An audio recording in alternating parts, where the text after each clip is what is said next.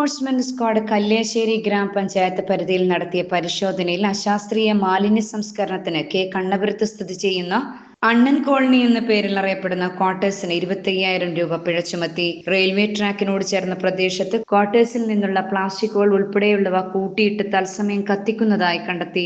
കൂടാതെ ക്വാർട്ടേഴ്സിന്റെ കുളിമുറിയിൽ നിന്നുള്ള മലിനജലം സമീപത്ത് സ്ഥിതി ചെയ്യുന്ന ഡ്രൈനേജിലേക്ക് ഒഴുക്കിവിടുന്നതായും പരിശോധനയിൽ കണ്ടു. ക്വാർട്ടേഴ്സിന്റെ പരിസരത്ത് സ്ഥിതി ചെയ്യുന്ന കിണറിൽ മദ്യക്കുപ്പികൾ തള്ളിയിരിക്കുന്നതും ശ്രദ്ധയിൽപ്പെട്ടു. ക്വാർട്ടേഴ്സ് പരിസരങ്ങളിൽ പലയിടങ്ങളിലായി ജൈവ അജൈവ മാലിന്യങ്ങൾ തരംതിരിക്കാതെ അലക്ഷ്യമായി കൂട്ടിയിട്ടിരിക്കുന്നതും സ്ക്വാഡ് പരിശോധനയിൽ കണ്ടെത്തി. ക്വാർട്ടേഴ്സിന് ജൈവമാലിന്യം ശാസ്ത്രീയമായി സംസ്കരിക്കുന്നതിനുള്ള സംവിധാനമില്ല എന്നും സ്ക്വാഡിന് ബോധ്യപ്പെട്ടു.